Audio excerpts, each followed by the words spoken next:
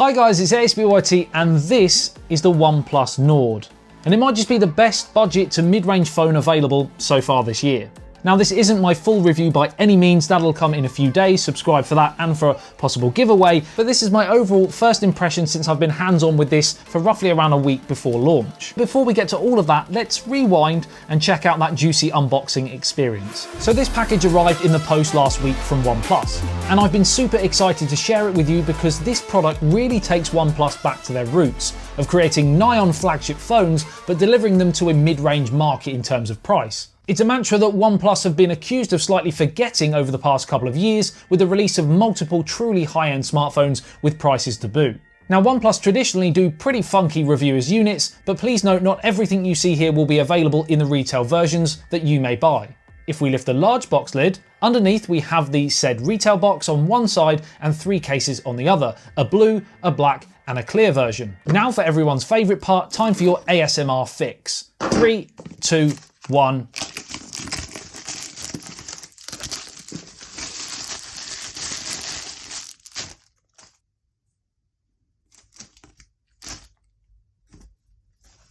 As you can see on the back, we have the max 12 gigabytes of RAM and 256 gigabytes of storage option, but it also comes in 8 gigabytes of RAM and 128 gigabytes of storage. Ridiculously good specs for a mid-range phone. We have the blue marble variant here, but it also comes in grey onyx. Full purchase info linked in the video description below, just below the like button. OnePlus text on the sides and the large Nord text on the front, which apparently according to OnePlus stands for North, i.e. going back to true north or back to their roots. If we lift the lid on the retail box, underneath we have the phone with the text "This way Nord," which we'll put to one side, and you have a clear silicone case. We also have a welcome letter, which explains the thoughts of the OnePlus team with regards to the Nord series, and the plan for this phone is to be the start of a line of devices bringing flagship to the mid-range. Oh, and under that there's a 30-watt fast charger and charging cable, included, yes, included in the box. Yes, Apple, I'm talking to you. ASMR Fix 2.0 incoming, 3, 2, 1.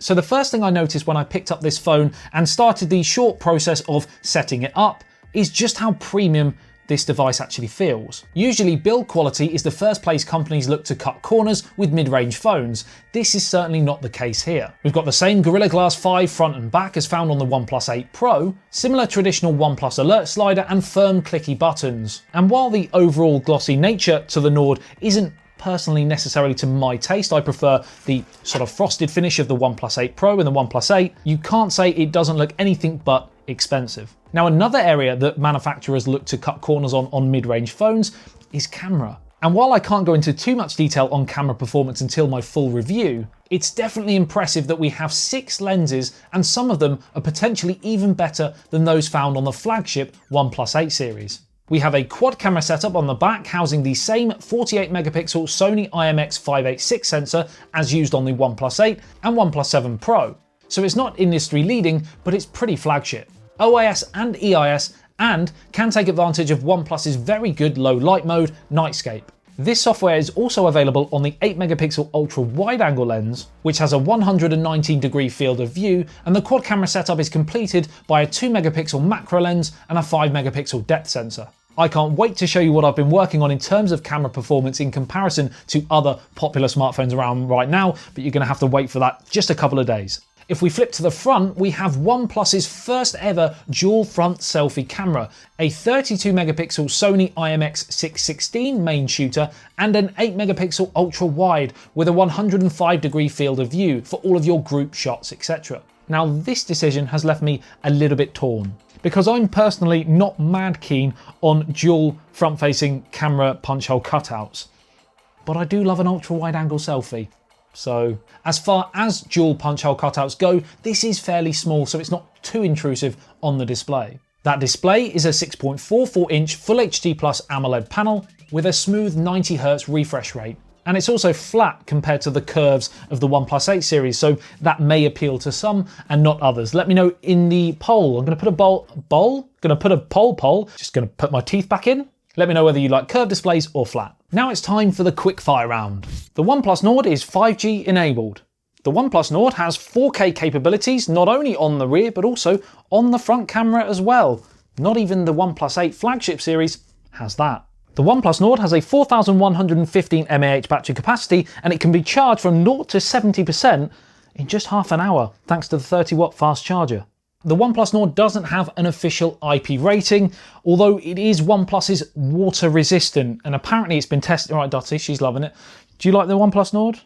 It has apparently been tested for 30 centimeters underwater for up to 30 seconds. So you should be fine if you drop it in the sink, toilet, bath. If you're dropping it in the toilet, get it washed. You should be fine. You just don't get any guarantees from OnePlus with that. Hello, hello, hello, hello. My name is Dottie and I like the OnePlus Nord. It runs on Android 10 with OnePlus's Oxygen OS over the top, with a promise of 2 years of software updates and 3 years of security patches. And apparently the latest Oxygen OS has up to 300 improvements from the last Oxygen OS version. Don't worry, I won't waste your time and mine going through them all. And it's powered by the Qualcomm Snapdragon 765G chipset, which, while it's not the most powerful chip available on the market, it's still a very, very solid performer. It's 5G ready with the Snapdragon X52 5G modem, and the G stands for gaming. It apparently has 30% faster graphics rendering than the previous 730G, and honestly, on the whole, the average consumer wouldn't, I don't think, notice that they're not using the highest top tier ultimate chipset.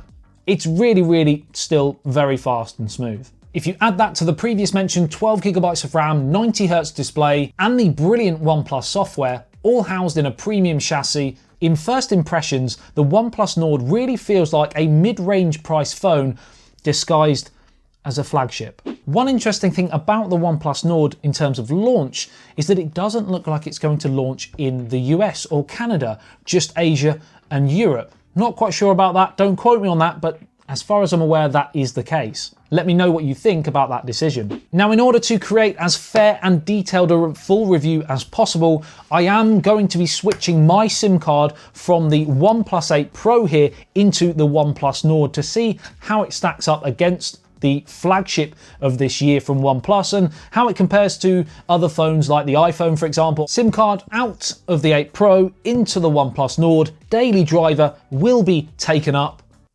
Did that even make sense? I'll be using the Nord as my daily driver for roughly around a week now, and when I'm allowed to share more information, I will in my full review. If you enjoyed the video, a like would be amazing. 10,000 likes and I will give the OnePlus Nord away. Subscribe to the channel if you want to see the full review as soon as it drops, and also my comparison videos. I'm going to love you and leave you now because the wind direction has actually changed to north.